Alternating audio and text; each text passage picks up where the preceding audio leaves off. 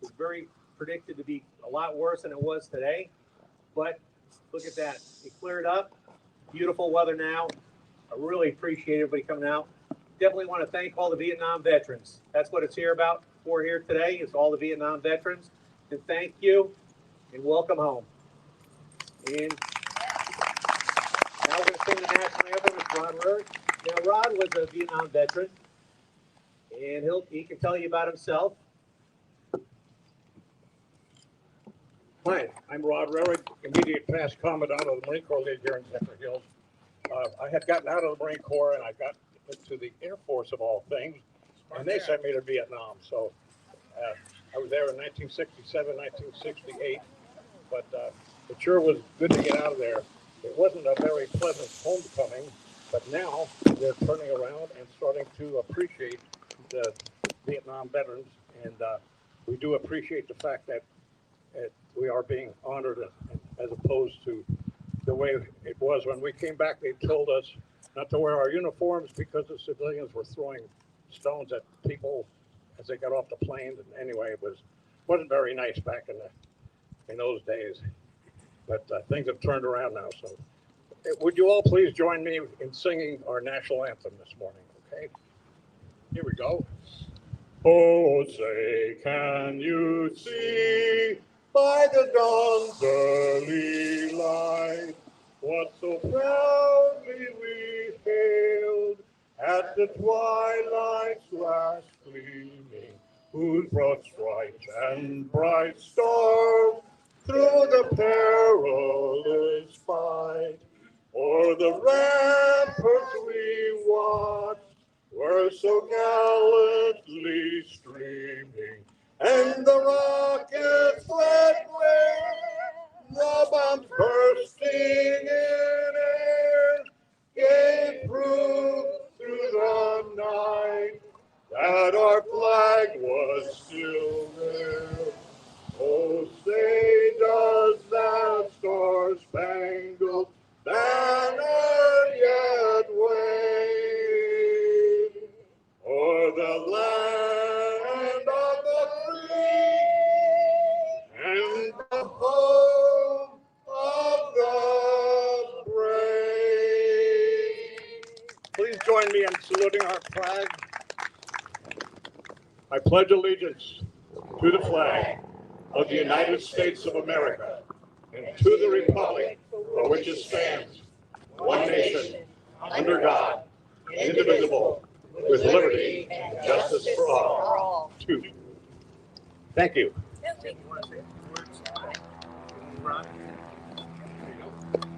And I have another guest here that would like to say a few words.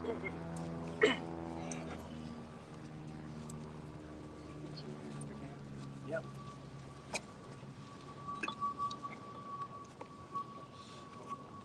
Hi, my name's Ted Marshall. I was a dog handler in Vietnam, K-9 Corps, Air Force Security Police. And how many Air Force guys we got out there? Well, you know, the IQ of this audience just went up 50%. Listen, I wanted to share with you, if I could,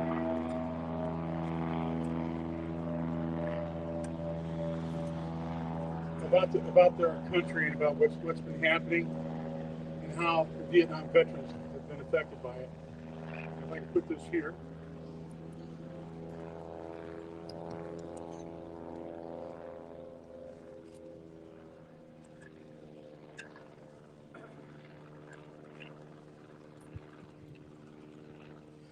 You know, as he had mentioned earlier, that when we came back from Vietnam, it was a hard time.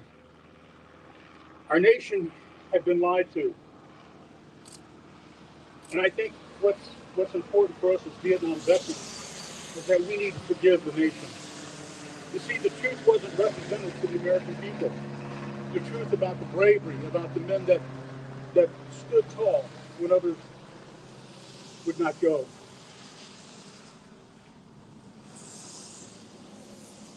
We were made the villain, the fall guy. We were made to be by those who really disgrace our country.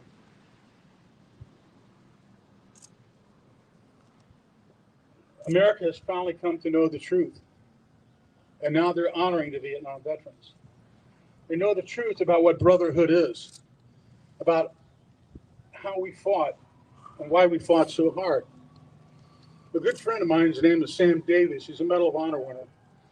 And he says, the reason why we fought so hard in Vietnam is because we learned that we loved each other as brothers. And that still goes on today. A lot of us as Vietnam vets for many, many years, we didn't wear our hats. We were ashamed to because people were disgracing us. We didn't wear, like we say, our colors. That started to change. And what started to change about that is we wanted to be able to reach out and meet our other veterans. So by wearing a hat with the branch of service and Vietnam service on it, we're able to look out in the crowd and see our other veterans. Go up to them and say something very special, something that we weren't told when we got back, and that is welcome home. And we mean that with all our heart. We don't wear these hats just to have people say, we thank you for your service. And we wear these hats to find our other brothers out there and be able to go up to them and say hi and find out where they're from, what they're doing, how they're doing.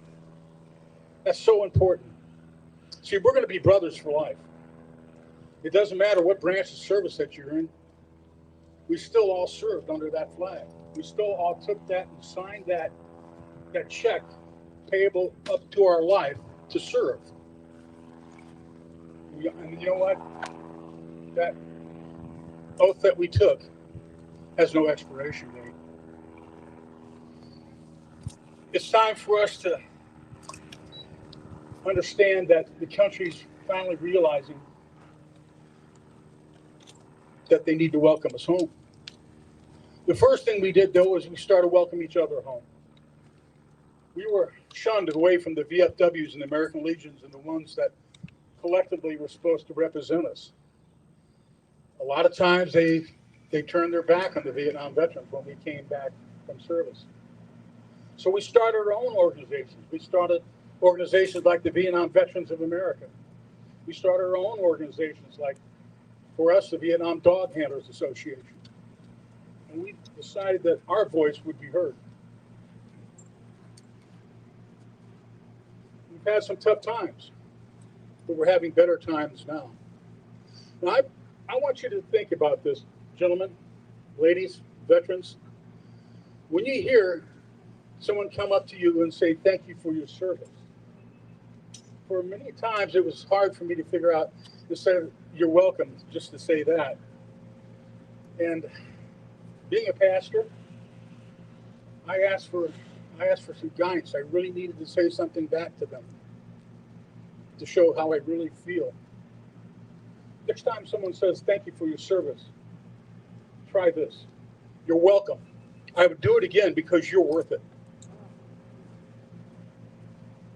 You are worth it. Those of you that did not serve, those of you that are here at the home, you are worth it.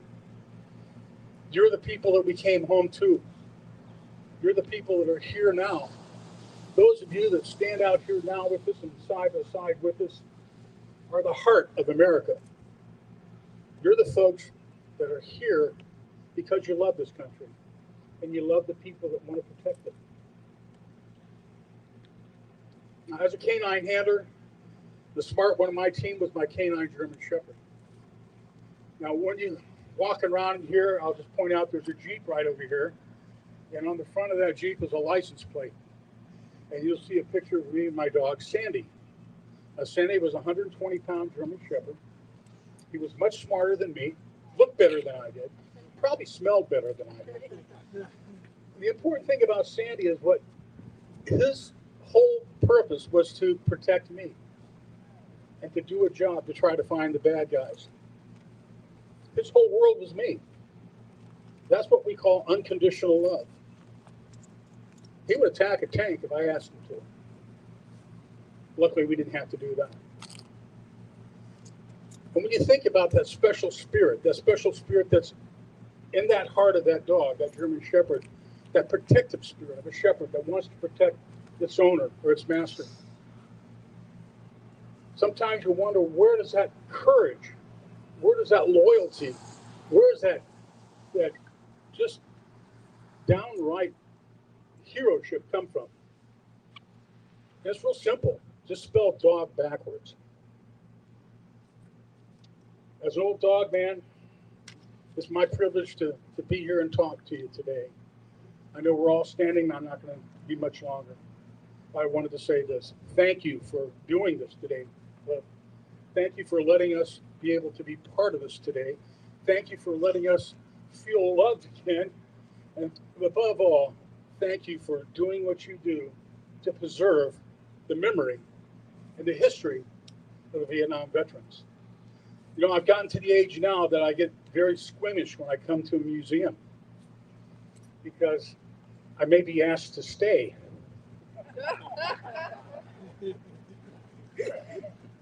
Before I go, I just want to thank you again for coming. And Heavenly Father, just thank you for all these folks here. Bless them on their way home.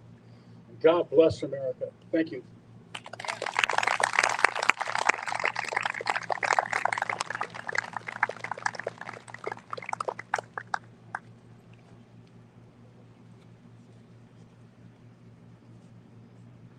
Couldn't have said that any better. Thank you, Tim.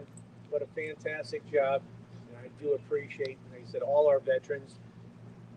And we have to do something. This is like, I think, our third year doing our Vietnam Veterans Appreciation Day. We got to thank our Vietnam veterans. Our World War II veterans are all moving on. So we've got to hear the stories from our Vietnam veterans. And if you go through the museum, it's a personal museum. We knew a lot of the people when you see those pictures in there. So when you go around and you talk to people, ask them some of the stories. We have a lot of stories in that museum. The museum is about the people. We're not here. We're 501c3. We're all volunteers 100%. Not one person's paid. We just love our Vietnam veterans, and we love all the veterans. So please, every year we'll be doing this. So thank you for coming out. Look around, talk to people. But I do really appreciate everybody coming out. Thank you again.